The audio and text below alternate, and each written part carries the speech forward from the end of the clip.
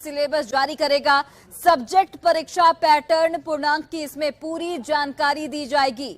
Objective प्रश्न का जो ऑप्शन है वो आसान नहीं होगा, ये भी जानकारी निकलकर सामने आ रही है। तुक्का लगाने पर आपको बड़ा नुकसान हो सकता है। बीपीएससी अपने स्तर का प्रश्न पूछेगा। महीने के अंत तक विज्ञापन देने की भी यहां पर तैयारी है। और चलिए, हमारे सहयोगी रजनीश इस वक्त जुड़ गए हैं। रजनीश, 16 मई तक सिलेबस भी जारी हो सकता है और महीने के अंत तक विज्ञापन देने की तैयारी, क्या कुछ जानकारी आपके पास?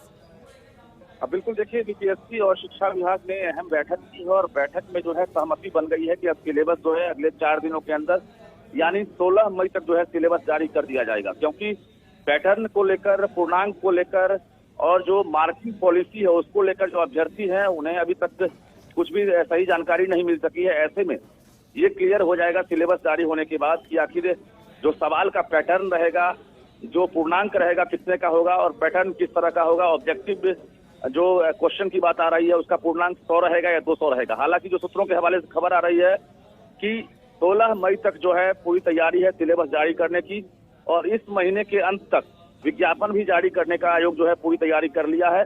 बता दें आपको कि शिक्षा विभाग के अपर मुख्य सचिव दीपक कुमार सिंह और लोक सेवा आयोग के जो अध्यक्ष हैं अतुल प्रसाद, दोनों ने बैठक की है और एक्सपर्ट के द्वारा ये सिलेबस तैयार कराया गया है। जिस सिलेबस में एक तरफ ये कहा जाए कि बीपीएससी अपने अनुरूप सवाल करने की तैयारी में है। अतुल प्रसाद ने ट्वीट करके भी जानकारी दे दी है कि आसान नहीं होगा तुक्का मारना।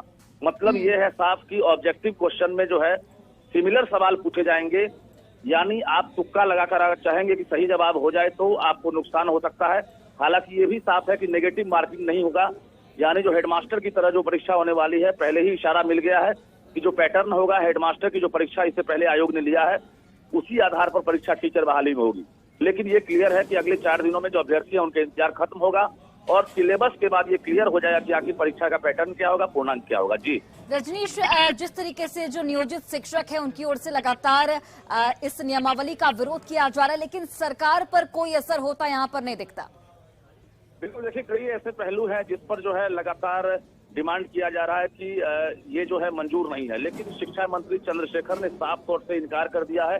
कहा है कि नई शिक्षक नियमावली जिस पर कैबिनेट ने मुहर लगा दी है और जिसकी अधियाचना बीपीएससी को ही भेज दी गई है, यानी उस पर अब कहीं से कोई बदलाव नहीं होगा और इसी आधार पर 1,78,026 पदों पर बहाली होगी। जो नई नियमावली बनी है उसमें कोई बदलाव नहीं होगा। बता दें 6 to 8 में जो वैकेंसी कम है, यानी जो सीटेट बीटेट पास अभ्यर्थी हैं वो लाखों की संख्या में है और ऐसे में बहुत सारे अभ्यर्थी वंचित हो जाएंगे टीचर बनने से। तो ऐसे में जो नियमावली है उसको लेकर भी विरोध है और सीट कम है उसको लेकर भी लगातार विरोध चल रहा है। जी चलिए रजनीश, बहुत बहुत धन्यवाद तमाम जानकारी हम तक पहुंचाने के लिए। तो बड़ी जानकारी आप तक पहुंचा रहे हैं शिक्षक बहाली को लेकर। 16 मई तक सिलेबस जारी हो सकता है। बीपीएससी सिलेबस जारी करेगा। सब्जेक्ट परीक्षा पैटर्न पूर्णांक को लेकर सिलेबस में पूरी जानकारी दी जाएगी। ऑब्जेक्टिव प्रश्न के जो ऑप्शन होंगे वो आसान नहीं होंगे। ये बीपीएससी की ओर से बकायदा एक ट्वीट किया गया है जिसके तहत ये जानकारी साझा की गई है। तुक्का लगाने पर नुकसान हो सकता है, ये भी जानकारी साझा की गई है। अपने स्तर पर बीपीएससी जो प्रश्न पत्र है वो जारी करेगा। जो परीक्षा का जो पैटर्न होगा वो बीपीएससी के स्तर से जारी होगा। महीने के अंत तक विज्ञापन देने की भी यहाँ पर तैयारी है।